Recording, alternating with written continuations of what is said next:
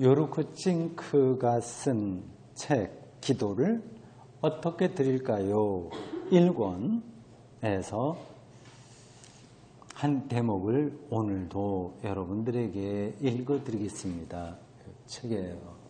제가 조금 아까 찬송을 같이 부를 때 수도원 영성에 대해서 잠시 말씀드렸는데, 이런 책들은 그러한 영성을 신학적으로 잘 드러내준 겁니다.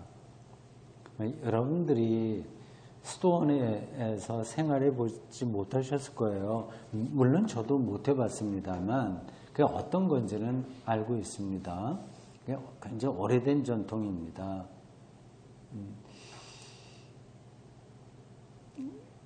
그러니까 거기는 거의 이제 죽음하고 거의 늘 일치돼서 생활합니다.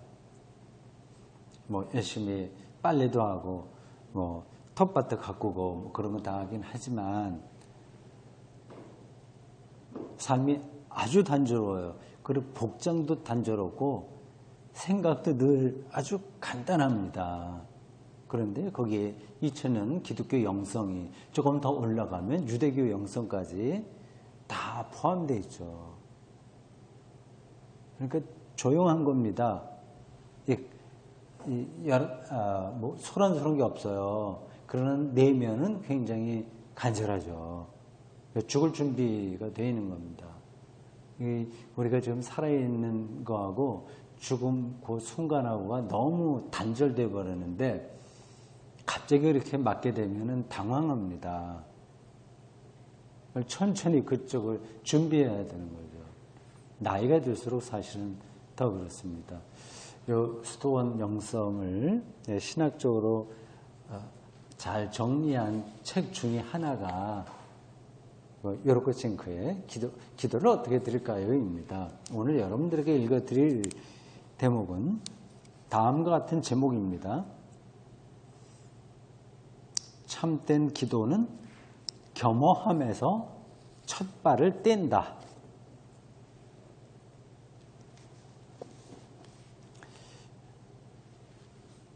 인간이 어려움을 극복하고 자기 자신을 존중하는 것은 필요합니다. 그러니까 자존감, 자기를 존중하는 게 필요하다는 거죠. 그러나 그것이 전부는 아닙니다. 자기 절제를 잘하고 자기를 잘 단련하는 사람이 때로 활력 있는 삶을 살지도 못할 뿐만 아니라 타인을 사랑하지도 못하고 그저 딱딱한 도덕이나 규율에 얽매여 사는 경우도 있습니다. 사람이 자기 문제에 지나치게 집착하다 보면 저절로 그렇게 되는데, 다른 사람과 함께 사는 길을 찾는 대신 타인과 비교하느라 인생을 낭비합니다. 그리고 다른 사람을 사랑하는 대신 그들을 개선시키는 일에 자기 삶을 허비하게 됩니다.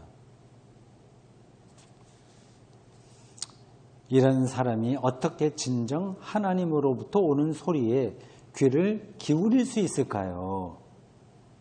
이런 사람이 어떻게 맡겨진 일에 고통을 감수하면서까지 자신을 바칠 수 있을까요? 자기 속에서 흘러나오는 탄식 소리에도 초연해지고 자기 욕구에 일정한 거리를 두고 자신의 중요성을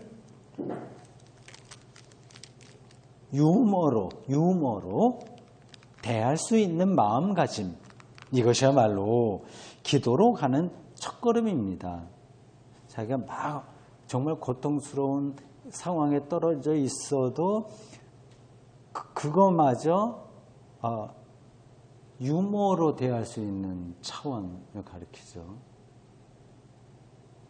이런 자세로 기도를 드려야 일방적으로 전달하는 기도에서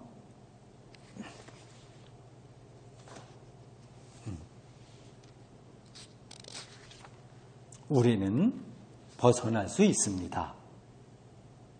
그죠? 하나님께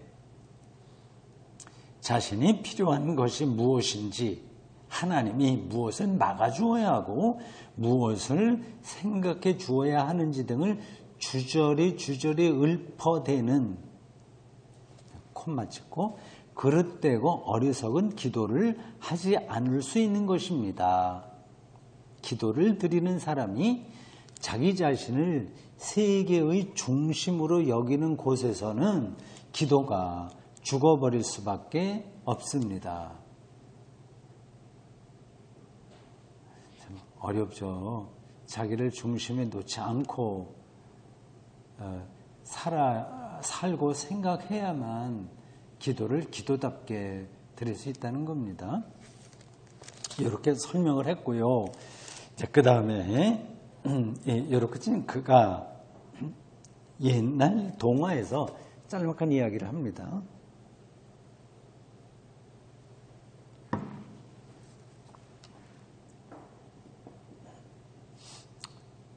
새 한 마리가 하늘로 향해 두 발을 뻗고 땅에 누워 있었습니다.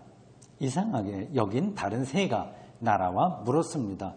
넌 왜 그렇게 이상하게 누워 있니? 그리고 다리는 왜 그렇게 뻣뻣하게 하고 있니?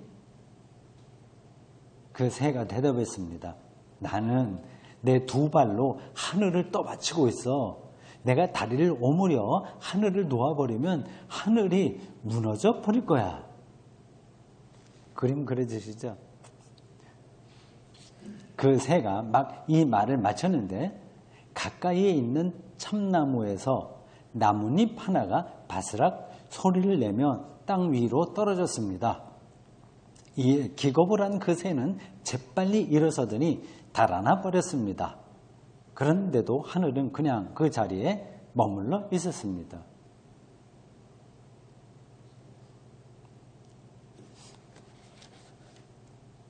자기가 세계를 구원해야지 해갖고 막 힘이 들어 있는 거예요. 힘이 들어가 있는 거예요. 근데 사실은 하늘은 그대로 있거든요. 자기를 중심으로 해서 세계를 보는 어리석음을 이렇게 우화처럼 만든 동화입니다. 이제 이 요르크친크의 기도가 나옵니다. 주님, 내 몸에 건강을 주십시오. 최선을 다해 그 건강을 지키는 지혜와 함께. 주님, 나에게 선한 것과 악한 것을 늘 염두에 두며 악한 세력에 놀라 움츠러들지 않고 꿋꿋이 바른 길을 찾아가는 거룩한 영혼을 주십시오. 주님, 나에게 지루해하지 않으며 불평을 모르고 한숨을 쉬거나 원망하지 않는 영혼을 주십시오. 수도원에 사는 사람들은 다 그렇습니다. 나 자신에게 지나치게 집착하는 것을 허락하지 마옵시고 나라 불리는 존재를 지나치게 중요시하는 것을 허락하지 마소서.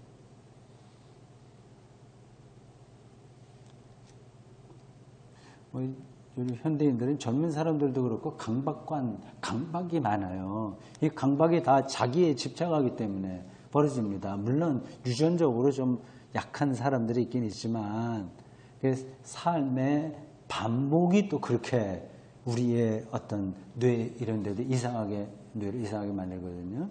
결국 자기에 집착하게 되면 선천적으로 태어나지 않았다고 하더라도 점점 그렇게 가게 됩니다. 요 기도 마지막 단락은 토마스 모르스라고 하는 사람의 기도를 인용했네요. 이렇습니다. 주님, 내게 유머 감각을 주십시오. 우스갯소리를 이해하는 은사를 내려주십시오. 이는 내가 삶에서 작은 기쁨들을 체험하고 다른 사람에게도 나누어 주기 위함입니다. 자기에게 힘이 바짝 들어가 있으면 유머를 하기 힘들어요.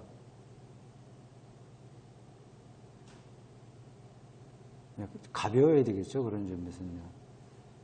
무조건 막 웃기는 소리만 하면서 살아야 된다는 게 아니라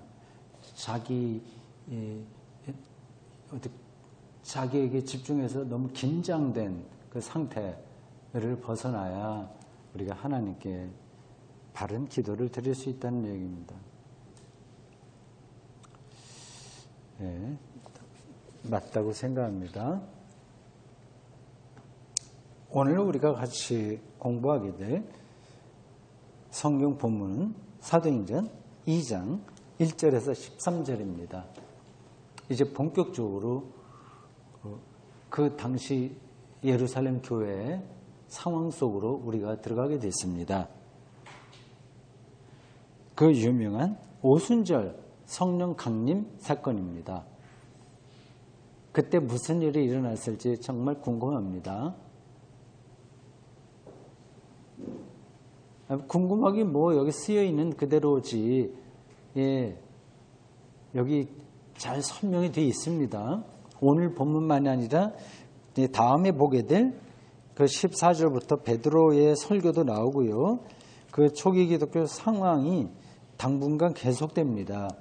베드로의 활동이 제일 많아요. 근데 여러분 꼭 기억해 둬야 될 거는 제가 여러 번 이야기했으나 다시 또 여러분들이 기억해 두시라고 말씀드립니다.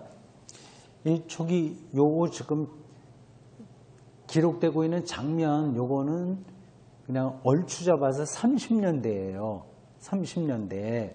예수님이 33살에 십자가 달리셨으니까 그걸 3년 정도 더 앞으로 당겨야 됩니다. 사실은 더 아주 정확하게 보려면 기원전 한 3년이나 4년에 예수님이 태어나셨어요. 우리는 뭐 기원 원년으로 삼긴 하긴 하지만 그냥 정확하게 잡으면 그렇다는 겁니다.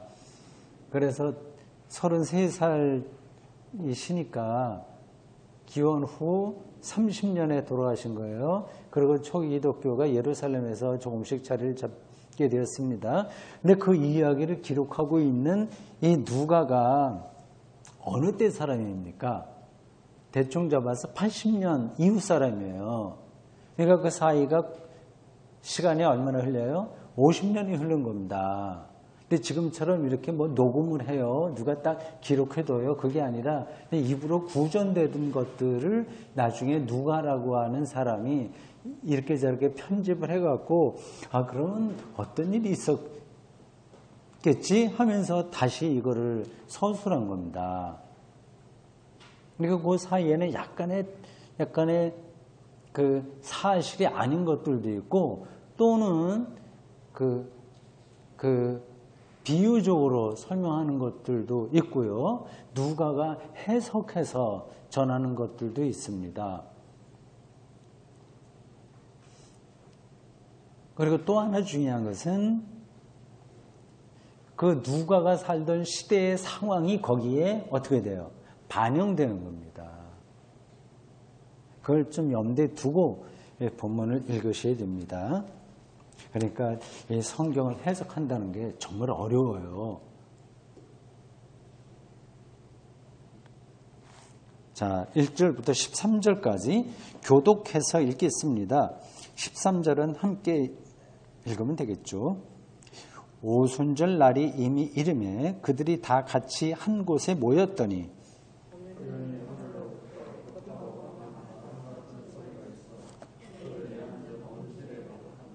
마치 불의 혀처럼 갈라지는 것들이 그들에게 보여 각 사람 위에 하나씩 임하여 있더니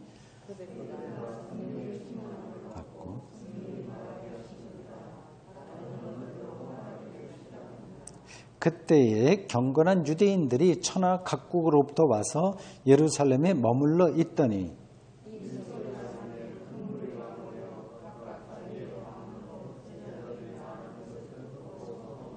다 놀라 신기하게 여겨 이르되 보라 이 말하는 사람들이 다 갈릴리 사람이 아니냐.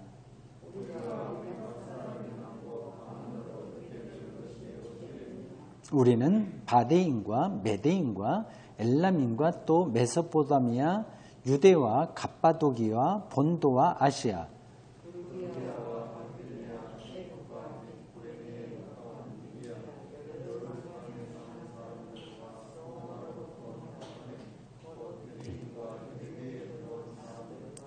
그레데인과 아라비아인들이라 우리가 다 우리의 각 언어로 하나님의 큰 일을 말함을 듣는도다 하고,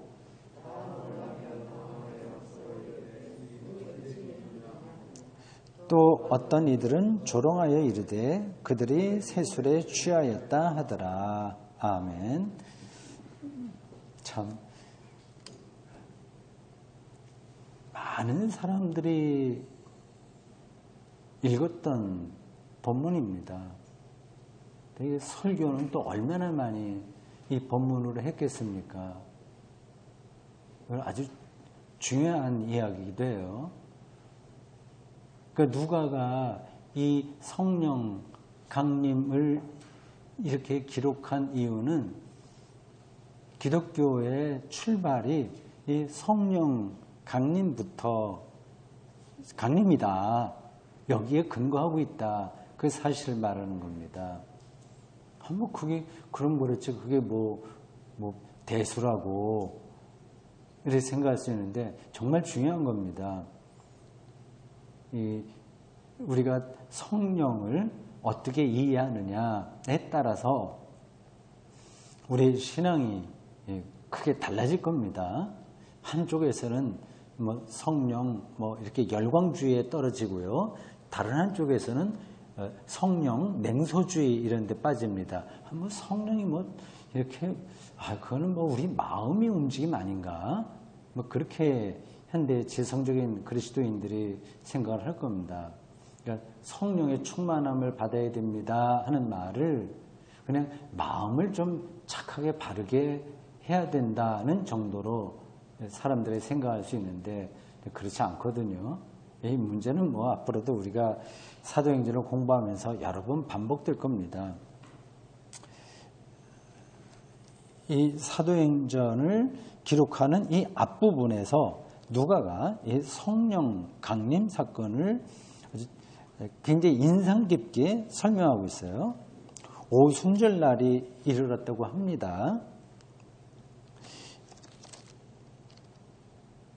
이때 사람들이 한 곳에 모여 있었다고 합니다. 그래서 숫자가 몇 명이냐? 여기 이 구절에서는 나오지 않지만 15절, 1장 15절을 전제한다면 120명쯤 되겠죠. 오순절은 여러분들 다 아는 거지만 또 그래도 들어보십시오. 보통 77절이라고도 합니다. 77절. 그 7 곱하기 7. 7이라고 하는 숫자가 유대인들에게 중요하잖아요. 7, 7이 49예요. 그래서 그 다음 날을 오순절로 합니다. 그러니까 안식일 이것도 7일 만에 오는 거죠.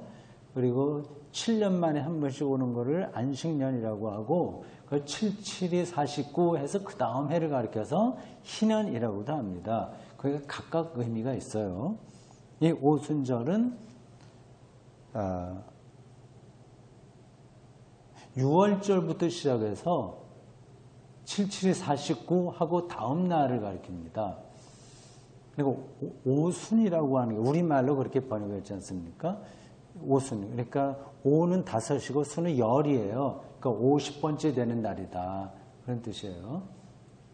이 오순절이 우리 기독교에서 시작했겠습니까? 유대교에서 시작했겠습니까? 당연히 유대교인 거죠. 6월절도 마찬가지고요. 그러니까 6월절에는 기독교에서는 어떤 중요한 사건이 발생했냐? 예수님의 부활입니다. 그리고 오순절에는 어떤 사건이 발생했냐? 성령 강림입니다. 그러니까 유대교의 근거를 두고 새로운 공동체가 전혀 새로운 경험을 하게 된 거죠. 6월절에서는 예수님의 부활, 오순절에서는 성령 강림. 유대교에 3대 절기가 있다고 하잖아요. 이게 두 가지가 거기에 속합니다. 유월절, 오순절, 다른 하나는 초막절이라고 있어요. 초막절은 가을에 됩니다. 보통 이 유월절은 봄 축제예요. 그래서 태양력으로 하면 3월이나 4월에 유월절이 됩니다. 그러니까 성탄절 같은 거는 우리가 날짜가 고정돼 있죠. 12월 25일. 그때 전 세계 기독교인이 다 성탄절을 12월 25일에 하지 않습니다. 알고 계시죠? 러시아 종교회 뭐 이런 데에서는 1월 며칠인가 그때를 성탄절로 해요. 근데 어쨌든 뭐 종교의 전통이든 우리 가톨릭이나 우리 개신교 전통이든 성탄절은 날짜가 고정되어 있는데 부활절은 변동해요. 매년. 그 이유가 6월절에 따르기 때문에 그렇습니다. 오순절에 그들이 한 곳에 모였다고 합니다. 이럴 때도 성제 순례를 하는 거니까 많은 사람들이 각각 모임을 가졌겠죠. 6월절도 중요했고 오순절도 중요합니다.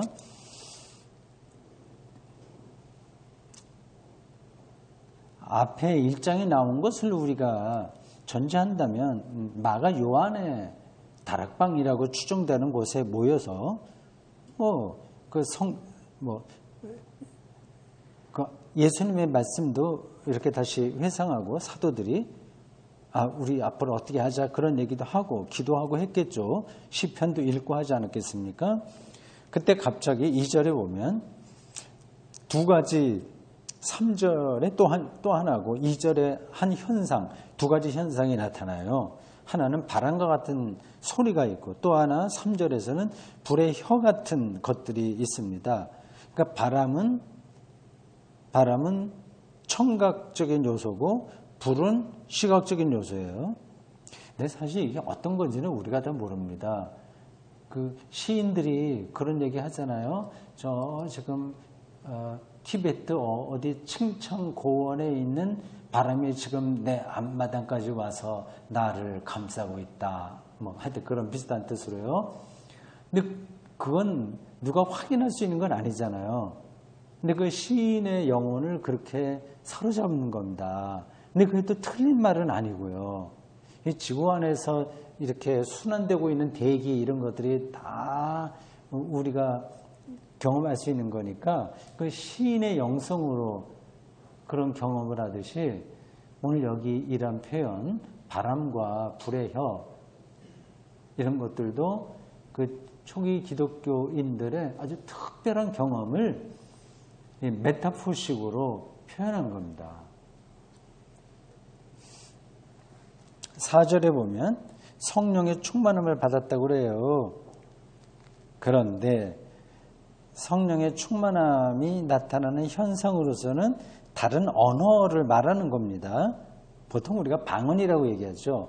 근데 여기 나와 있는 방언은 좀 우리가 일반적으로 알고 있는 방언하고는 좀 차이가 있어요. 우리가 일반적으로 알고 있는 방언은 고린도서에 나온 겁니다. 그러니까 알아들을 수 없는 말들이 혀가 이렇게 작동함으로써 막 나오는 거죠. 그 방언을 해석하는 사람도 있다고 하긴 하던데, 하여튼 그런 알아들을 수 없는 말을 하는 방언이 우리가 일반적으로 알고 있는 겁니다. 근데 여기 나오는 방언은 그게 아니라 이 사람들이 이제 아주 초기 그리스도교 공동체죠. 여기 속해 있는 사람들이 자기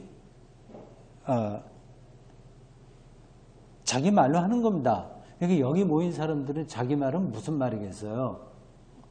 이 사람들은 갈릴리에서 온 사람들인데, 그러니까 당연히 이 사람들은 아람어를 합니다. 그 당시에는 다 아람어를 썼습니다. 히브리어는 어떻게 됐어요? 유대인들의 히브리어는 사화가 됐어요. 이미 오래전에. 아람어로 자기들은 다 얘기하고 기도했는데 어떻게 된 게 여러 나라에서 온 사람들이 자기네 나라 말로 알아듣는 겁니다. 이게 정말 어떤 일인지는 우리가 다 모릅니다. 조금 그거를 시적으로 해석을 한다면 이 제자들이 말씀을 전하고 혹은 그 안에서 기도하고 예수님의 십자가 부활을 증거한 것을 거기 부근에 있던 사람들이 그 중에는 이제 아람어를 알아듣는 사람 많이 있었을 거 아니에요. 알아듣고 그리고 자기 친구가 저 멀리서 왔는데 다른 나라 말을 해요. 그러나 서로 또 통역해 줄 수 있어요. 전하고 해갖고 여러 군데서 온 사람들이 다 언어를 다르게 사용하는 사람들이 다 이걸 알아들었다. 이렇게 볼 수도 있습니다. 이게 100% 정확한 해석은 아니에요. 누가가 그 당시에 어떤 일을 이렇게 표현했는지 그걸 이제 우리가 더 생각을 해봐야 되죠. 그러니까 8절에 그렇게 나오고 있지 않습니까? 우리가 각 사람이 난구 방언으로 듣게 된다. 여기서 말하는 방언은 그냥 사투리라는 뜻입니다. 그 곳곳의 언어라는 뜻이에요. 여러 곳에서 온 사람들의 그 지명이 9절부터 11절까지 나옵니다. 뭐 바데인, 메데인, 엘라민 뭐 쭉 나옵니다. 메소포타미아 뭐 있고요. 하여튼 지중해를 중심으로 해서 지중해 북쪽 그리고 동쪽, 남쪽까지 다 망라한 데입니다. 제가 그 지명까지 지도에 어디 있는지 확인해 보진 않았습니다만 지금의 터키 지역도 아주 중요하게 들어갈 겁니다. 터키가 옛날부터 중요한 지역이었습니다. 아시아와 유럽 사이가 연결되는 통로거든요.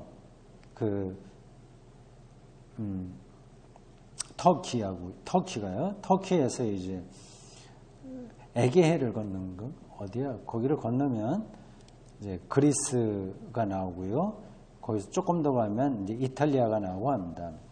거기서 이제 쭉 알프스 산맥을 넘어가면 이제 뭐 스위스, 프랑스, 포르투갈 이런 데 가는데 옛날에는 거기가 완전히 야만인들이 사는 데였습니다. 이 이탈리아나 그 그리스에서 볼 때요. 아테네, 뭐 고린도, 뭐 로마 이런 데서 볼 때 그 지금의 프랑스 이런 데는 좀 무식한 사람들이 사는 거예요. 더더구나 그 지금의 독일, 그러니까 라인강이죠. 라인강 동쪽에 있는 사람들은 완전히 야만족으로 취급당했습니다. 그래서 로마가 그쪽 지역을 징벌을 많이 했는데, 그래서 가장 중요한 식민지가 그 라인강 옆에 쾰른이라고 있어요. 쾰른. 이렇게 생각이 납니다. 제가 집사람 같이 아주 젊었을 때 잠깐 유학가 있던 그 도시가 쾰른이거든요. 거기서 독일어 그 과정에 들어가서 공부하고 했던 게 엊그제 같은데, 그 쾰른이라고 하는 말이 식민지라는 뜻입니다. 콜로니아인가? 이렇게 해서. 근데 거기 라인강에 딱 붙어 있는데요. 거기서 라인강을 건너서 동쪽으로 가면 완전히 여기는 도둑놈들이 사는 정도로 그 로마 사람들의 생각이 된대죠. 여기 여러 지역의 사람들이 나오네요. 11절에 보면 뭐 아라비아 사람들도 나오니까 아프리카 그쪽에서도 왔다고 볼 수 있습니다. 이 사람들은 성지 순례차 온 디아스포라 유대인들이 핵심이겠고, 또 하나는 그쪽 지역에서 살다가 고국으로 돌아가자. 그래서 다시 이 예루살렘으로 와서 살려는 유대인들이 있었고, 또 이방인들로서 한번 유대인들의 성지를 한번 가보고 싶다.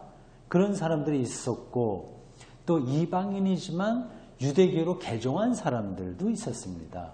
아주 다양하고 여러 곳에서 온 사람들이 이 유월절과 6월절부터 시작해서 오순절까지 한 50일 정도 시간 되죠. 이때 평생 소원으로 성지 순례차 오기도 하고 뭐 이사하기도 하고 등등 여러 가지 이유로 왔습니다.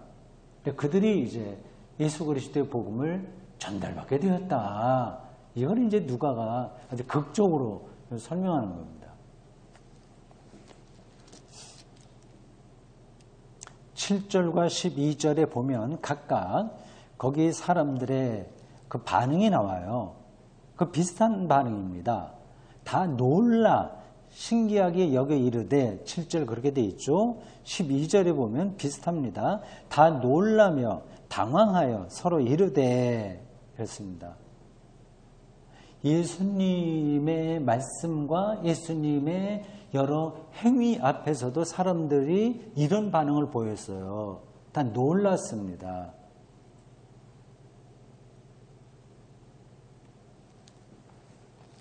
뭐 큐티식으로 제가 한 말씀 드린다면 우리 일상에도 놀람이 가득해야 됩니다.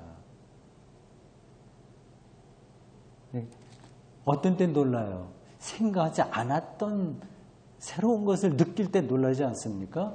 이 겨울철에 평소에는 그냥 지나가는데 어느 순간에 나뭇잎 다 떨어지고 나뭇가지만 엉성하게 있는 걸 보고 야, 하늘을 배경으로 해서 나뭇가지가 이렇게 저렇게 얽혀 있는 걸 보고 와, 저렇게 아름다운가. 그럼 놀라는 거죠. 그건 돈도 안 들어가요. 그리고 우리가 지금 적은 그룹에 모여서 하고 있습니다. 그래도 잘 생각하면 놀랄 만한 일입니다. 이걸 한 20년 후로 돌아가 보세요. 20년 후에 20년 전에 언제 이렇게 수요일에 정 목사가 하는 사도행전 공부에 내가 참석했었지. 그때 사람들은 얼마 없었는데 사도행전 2장 이 말씀이 정말 괜찮았다. 어떤 성경을 바라보는 시각이 새로워졌다. 그런 걸 기억할 거 아닙니까? 20년 다음에 생각하면 아름다운 거잖아요.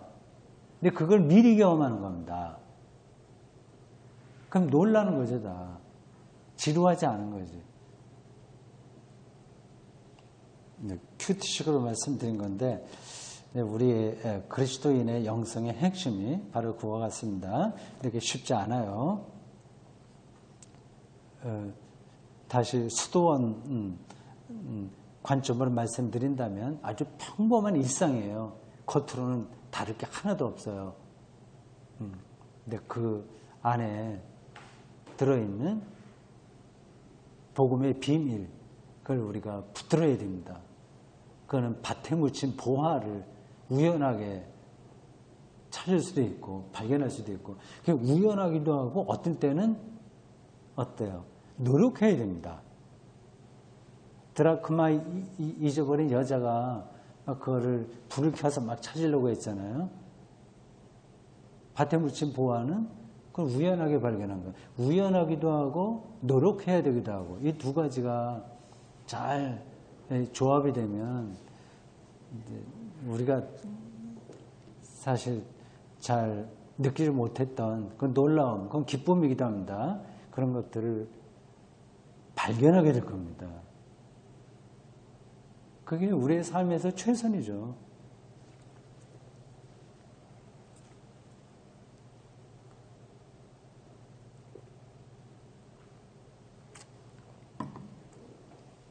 네, 최선이기도 하고 최상이기도 합니다. 자, 본문 설명은 됐고요. 우리 교재 봅시다.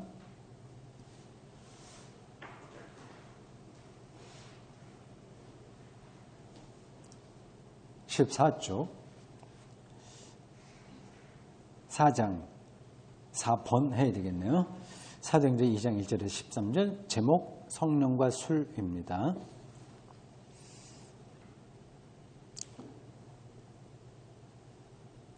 그 첫 번 그 대목 그 14쪽에 나온 거는 1장 15절에서 26절 사이에 있는 마띠아 뽑는 이야기를 다시 간략하게 설명한 겁니다. 그건 이제 넘어가겠어요. 자, 15쪽으로 갑시다. 오순절 이야기부터 나옵니다. 제가 앞에서 그냥 성경 본문을 편하게 설명하면서 나왔던 이야기도 조금씩 여기서 확인될 겁니다. 사도행전 2장 1절에서 13절은 오순절에 120명의 초기 그리스도인들이 한 곳에 모였을 때에 성령이 그들에게 임했다는 이야기다. 소위 오순절 성령 강림 사건이다.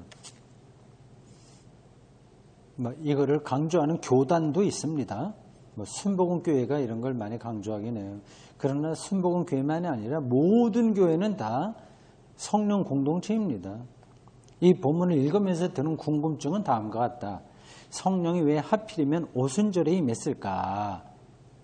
이들 120명의 신자들에게 성령이 임하기 전에는 이 땅에 성령의 활동이 없었나? 그럴 리는 없죠. 성령은 반드시 방언을 수반하는가? 오늘날도 성령이 이와 비슷한 방식으로 임하시는가? 더 근본적인 질문은 이것이다. 성령은 누군가? 성령은 누군가가 맞아요? 성령은 무엇인가가 맞아요? 성령은 누구인가 하는 게 맞습니다. 삼위일체 차원에서 성령은 하나님이기 때문에 이걸 무엇 이렇게 하면 안 돼요. 성령의 현상으로서는 무엇이라고 말할 수 있으나 성령 자체는 누구입니다. 삼위일체 하나님이세요. 성령은 정교회 오소독스 처치가 믿는 대로 아버지께로부터만 오는가? 이게 원래의 전통입니다. 기독교가 니케아 회의에서 결정한 거예요. 아버지로부터 오는 성령을 이야기했는데 아니면 나중에 조금 입장을 바꾼 가톨릭 그리고 가톨릭의 입장을 우리가 그대로 따르는 개신교회가 믿는 대로 아버지 그리고 아들로부터 여러분들 아마 이 필리오게라는 단어를 처음 들었을지 모릅니다. 아주 유명한 그 단어입니다. 이게 동방교회와 서방교회가 갈라지게 된 여러 가지 이유 중에 하나예요. 신학적인 이유에서 아주 중요한 겁니다. 필리오게 그리고 아들로부터라는 뜻이에요. 이것에 대한 설명은 제가 하지 않겠습니다. 이게 왜 논란이 되는지 말이죠. 우리는 여기서 성령론 전반을 다룰 수 없다. 그냥 본문이 말하는 한도 안에서 조금만 보자. 이 성령 강림 사건이 오순절이 일어났다는 누가의 설명은 그렇게 정확한 사실 보도가 아니다. 누가는 지금 예수 사건이 일어난 때로부터 몇 세대 뒤의 사람으로서 초기 기독교 공동체 안팎의 여러 전승을 기초로 해서 동시대 사람들에게, 동시대는 어느 시대예요? 이건 80년대예요. 80년대, 90년대예요. 사람들에게 기독교를 변증하기 위하여 누가복음과 사도행전을 집필했다. 우리는 그 사실을 염두에 두고 사도행전을 읽어야 된다. 누가의 이야기에 역사적 신빙성이 없다는 말이 아니라 이 누가에게는 역사 이전의 어떤 것, 어떤 사실적인 역사 이전의 어떤 것, 더 궁극적인 것, 즉 예수 그리스도에게 일어났던 복음 사건과 그것이 몇 세대를 걸쳐 지중해 연안에 있는 도시, 그 중요한 도시, 거점 도시에 전파된 그 과정을 따라가는 것이 중요했다. 성경을 신문 보도처럼 대하는 것은 오히려 성경의 권위를 떨어뜨린 일이다. 정말 중요한 것을 놓치게 되거든요. 그러면요. 분립 문자라는 말이 있듯이 문자로는 본질적인 것을 세우지 못한다는 사자성어예요. 분립 문자라는 말이 있듯이 영적인 사건은 문자 너머에, 문자 내면에, 행간에 자리하는 법이다.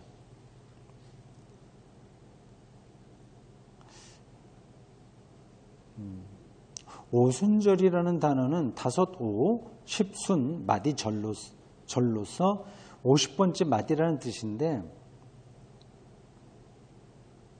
6월절 안식일 다음부터 50번째 되는 날이다. 6월절로부터 오순절까지를 한 묶음의 절기로 보면 된다. 이 6월절에 파스카라고 합니다. 그 히브리어로는 페사흐라고 하는데 그걸 음을 따서 그리스어로 파스카 이렇게 표현했어요.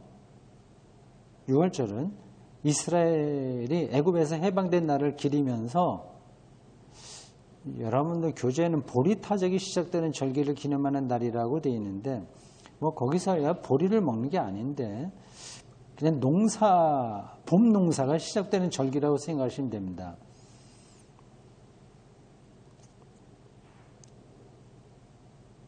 (6월절) 뒤로 일주일 동안은 무교절이 이어진다. 그러니까 6월절이 일주일 지켜지는 거예요.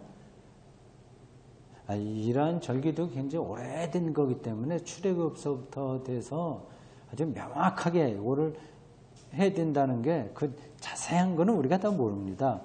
그러니까 구약 성경에 이런저런 그 흔적들이 나오고 있죠. 요시야 왕이 이 6월절과 오순절을 뭐 그런 자기들의 전통을 새롭게 정비하는 이야기도 있고 등등합니다. 이스라엘 사람들은 6월절부터 50일 동안 민족의 해방을 기리는 축제와 아울러 일종의 추수감사제를 통해서 민족적 동일성과 생존의 기쁨을 나누는 것이다.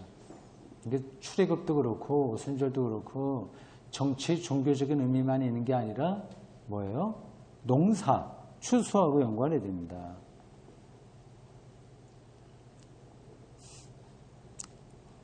이들의 전승에 의하면 오순절은 유대인의 전승이요.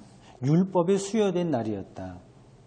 유대인들에게 하나님의 명령이 주어진 그 율법이 주어진 날이 이제 초기 기독교인들에게는 성령이 임한 날과 일치한다는 것은 설득력 있는 해석이다. 아마 누가가 그걸 의식하고 그렇게 기록하지 않았겠습니까? 봐라. 우리 유대인들은 오순절에 율법을 받았지만 우리는 성령을 받는다. 그거 말이죠. 그리고 이 누가복음과 사도행전을 기록할 때 기독교가 대단히 위기에 떨어진 거 아시죠? 유대교로부터 축출당했어요. 아주 적대적으로 돌아선 겁니다. 그 전까지는 같이 좀 어울렸어요. 그 어려운 때 이 사도행전을 기록한 겁니다. 성령 강림 사건이 누가의 문학적 창작물이라는 뜻이 아니다. 창조, 종말, 그리고 부활이라는 궁극적인 생명 사건의 전체 구도에서 그 가운데서 이제 해명돼야 할 성령을 초기 그리스도교의 역사와 연결시키는 작업에서 누가의 고유한 신학적이고 문학적인 착상이 작용되었다는 뜻이다. 그러니까 성령은 그 하나만 딱 띄어서 생각할 수 없는 겁니다. 기독교 신앙 전반과 연관되는 거예요. 부활도 성령과 연관된 겁니다. 창조도 그렇고 그 전반적인 그 신앙 구약 성서와 또 신약 성서 안에서 이렇게 포괄적으로 다 유기적으로 서로 맥락을 갖추면서 해석되어야 될 그 성령을 이 누가는 대단히 문학적인 소양의 큰 인물로 보이는데 오늘 여기서 이렇게 극적인 방식으로 설명한 겁니다.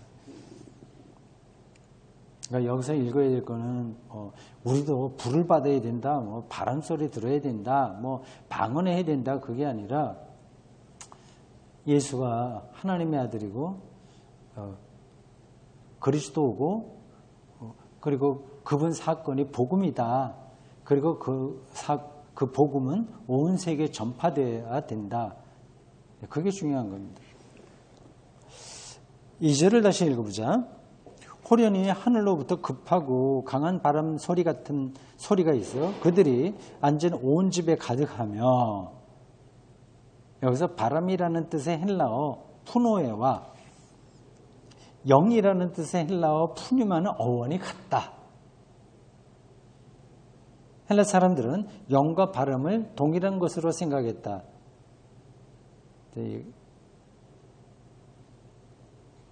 실감이 되죠. 바람 보이지도 않아요. 근데 참 거기서 생명이 나오고 없어지기도 하죠. 그러니까 그걸 영이라고 본 겁니다. 이스라엘 사람들도 마찬가지다. 히브리어 루아흐는 바람이라는 뜻이면서 동시에 영이라는 뜻이다. 뭐 숨이라는 뜻도 있고요. 고대인들은 영을 생명의 본질로 생각하고 그것은 곧 하나님의 숨결이라고 여긴 것 같다. 이들의 이러한 생각이 그렇게 유치하다고 생각하면 안 된다. 우리 앞에 펼쳐지는 생명 현상을 보라. 봄바람이 몰고 오는 기후는 분명히 자연의 생명을 불러내며 가을바람은 생명을 시들게 한다. 지금 겨울철에는 바람이 어때요? 너무 차갑죠? 다 잠들어 있어야 돼요. 그걸 고대인들도 느낀 겁니다. 인간도 태어날 때는 숨을 시작해서 죽을 때는 숨을 거둬요. 그게 이제 루아, 푸니마, 푸노에라고 부른 그 단어가 가리키는 겁니다.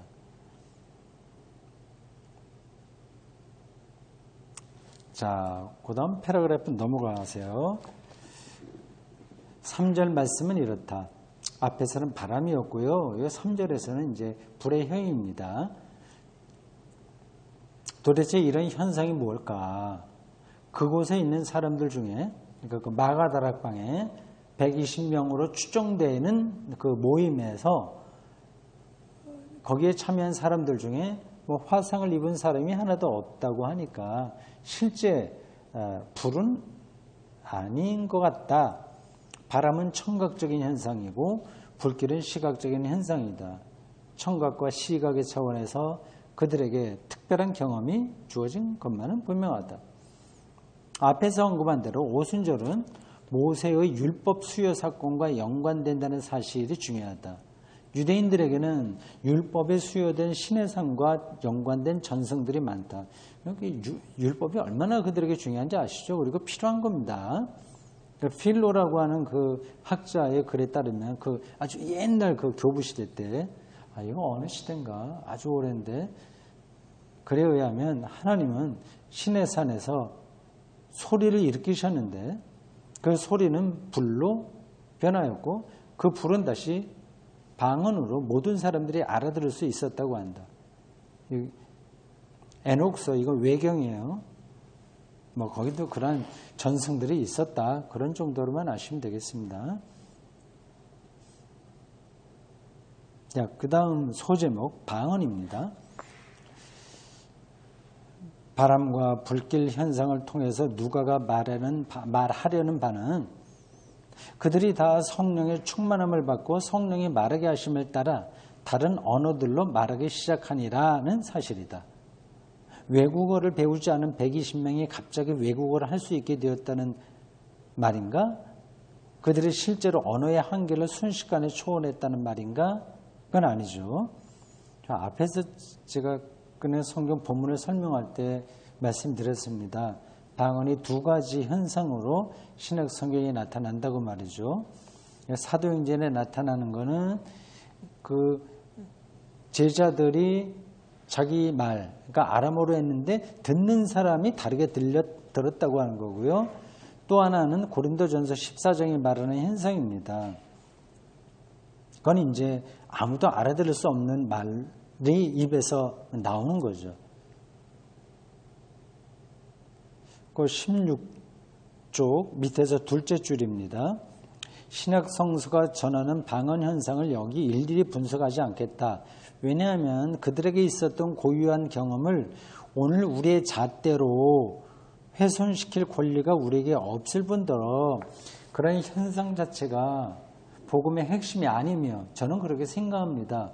그건 복음의 핵심이 아니며 또한 오늘 본문의 중심 주제도 아니기 때문이다. 다음과 같은 입장만은 명확하게 정리하자. 혀가 방언할 때 혀가 이상하게 기능하는 거 아니겠어요? 제가 고등학교 다닐 때의 교회가 그런 것들을 강조하는 데였습니다. 그래서 학생들도 방언 많이 했어요.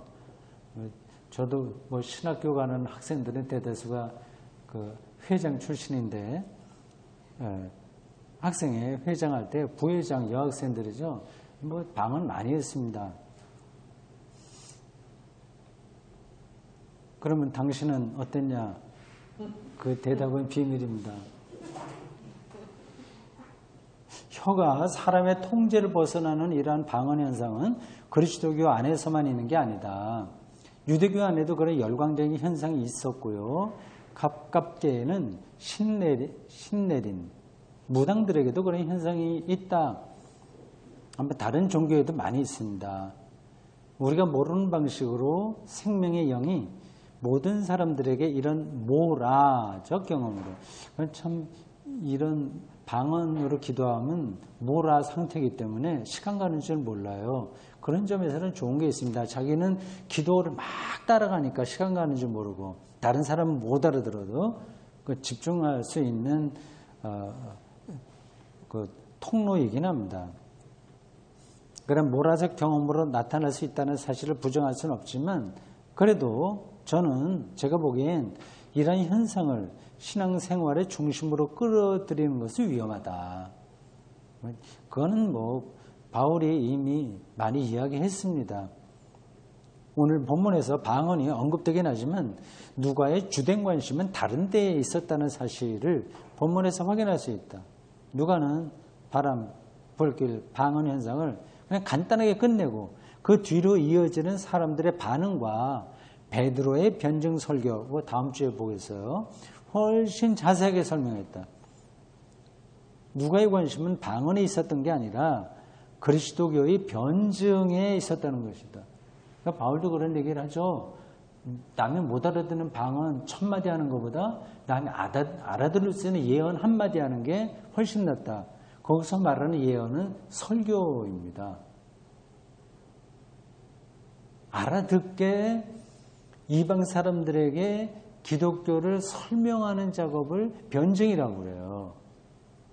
그러니까 기독교의 복음을 그 사람들의 상황에 맞춰서 설명하는 거죠.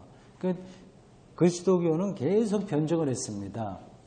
그러니까 그리스 시대니까 그들의 철학을 받아들였어요. 그래서 로고스도 말하고요. 뭐 삼위일체와 관계된 것들도 그렇고 그렇잖아요. 지금도 어떻습니까? 지금 과학 시대잖아요. 늘 과학 시대는 뭐 계몽주 이후로 많이 됐습니다만은 지금은 과학이 더 지금 엄청나게 현대인들을 사로잡고 있습니다. 그러니까 과학 없이 그리스도의 복음을 그들이 알아듣게 전할 수 있겠어요? 안 됩니다. 과학 신학이 오늘날의 변증이에요. 초기 그리스도교의 헬라 철학이 반드시 복음을 전하는데 필요했던 것처럼 오늘날 과학은 반드시 필요합니다. 자, 마지막 소제목입니다. 술 취한 사람들. 5절 말씀에 의하면 초기 예루살렘 그리스도교가 처음 만난 사람들은 성지 순례로 왔거나 예루살렘에 정착한 디아스포라 유대인들이었다. 그들은 사도들의 말이 자기들의 언어로 들리는 것을 이상하게 생각했다. 이제 먼 데서 온 사람들, 그러니까 태어나서부터 다른 나라 말을 쓰던 유대인들이에요. 뭐 교포 3세, 4세 되는 사람들이죠. 누가는 이들의 입을 빌려 7절부터 13절까지 매우 소상하게 그 장면을 묘사했다. 여기에 등장하는 사람들의 출신 지역이 본문에 열거되는데 지루할 정도로 세세하다. 학자들의 연구에 의하면 누가는 그러니까 자기가 직접 그거를 목록을 쓴 게 아니라 이전에 있었던 목록을 참고했으며 누가가 원래 제시한 목록도 현재 목록과 약간의 차이가 난다고 한다. 뭐 그건 중요하지 않은데 그냥 여러분들 지나가도 됩니다. 그 다음 패러그래프예요. 그 사람들은 두 가지로 반응했다. 어떤 이들은 놀라고 당황하며 서로 이르되 이 어찌된 일이냐. 우리 그리스도인들이 세상에 좀 아주 좋은 뜻으로 저 사람들 누구지? 어찌된 일이지? 이런 반응을 일으켰으면 좋겠어요. 누가는 복음이 전파되는 현장에 이런 일들이 일어난다는 사실을 사도행전 초입에 미리 제시하고 있는 셈입니다. 예수님 공생애에도 이러한 놀라운 일들이 자주 일어났던 것처럼 사도들의 활동에도 역시 그래야만 했다.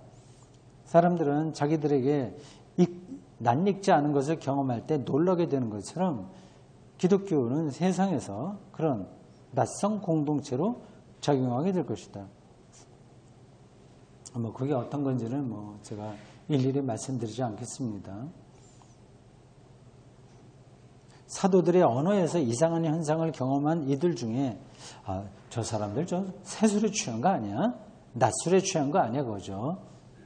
조롱하는 이들도 있었다고 하네요. 13절에.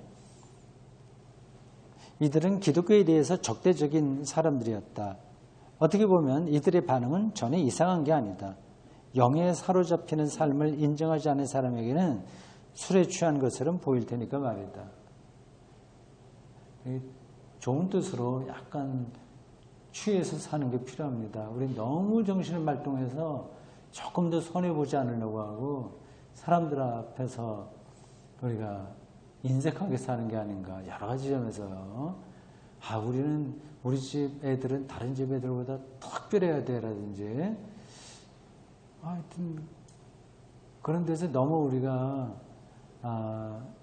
세상 사람들과의 경쟁에 너무 정신이 말똥말똥해서 열심히 사는 건 좋긴 하겠지만 복음의 근본에서 볼 때는 조금 부끄러운 일일 수도 있겠다는 생각이 듭니다. 누가의 이런 보도는 저 사람들 술 취한 거 아니야? 그런 말을 들었다고 하지 않습니까? 이런 보도는 그리스도교가 성령의 사로잡힘과 술 취함 사이에 아슬아슬한 경계선에 놓여 있다는 경고가 아니는지, 성령 충만과 술 취함의 공통점은 자아 축소다. 앞에서 제가 요렇게 칭크에 책에 한 군데 읽어드렸는데 그 비슷한 표현입니다. 자기가 너무 중심이 되는 것에서 그걸 극복하는 거죠. 자아 축소. 술에 취한 사람들은 자기를 지키려고 하지 않는다. 알코올이 그거를 제어한다. 자아가 축소되면 해방감을 느낀다. 성령에 사로잡힌 사람도 자기에게 집착하지 않는다. 성령에게 전적으로 의존하기에 자기로부터 자유롭다. 다른 점은 다음과 같다. 술에 취한 사람은 이성이 마비되지만 성령에 취한 사람은 성령이 깨어난다. 정말 중요한 게 뭔지를 아는 거죠. 여기서 이성은 단순히 수학적인 계산을 잘할 수 있는 능력을 가리키는 게 아니라 진리를 구분할 줄 아는 능력이다. 요한복음에 따르면 진리와 영은 동일한 차원에 속한다. 오늘 한국교회는 성령 공동체인지 진지하게 질문해야 된다. 큰 능력이 모두 성령이 우리가 겉으로 드러나는 큰 능력들, 그건 악령도 한다고 그랬으니까 예수님도 이미 말씀하셨어요. 성령에 의한 것은 아니다.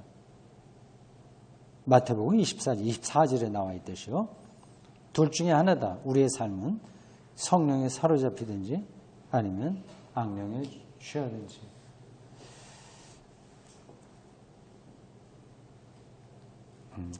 기도하겠습니다. 하나님, 오늘 저희들 지난 주일 공동예배 마치고 또 다시 주일 만나기 전 중간 자리인 수요일 이 오후 시간에 함께 자리했습니다. 2000년 전 기록된 사도행전의 말씀을 함께 읽었습니다.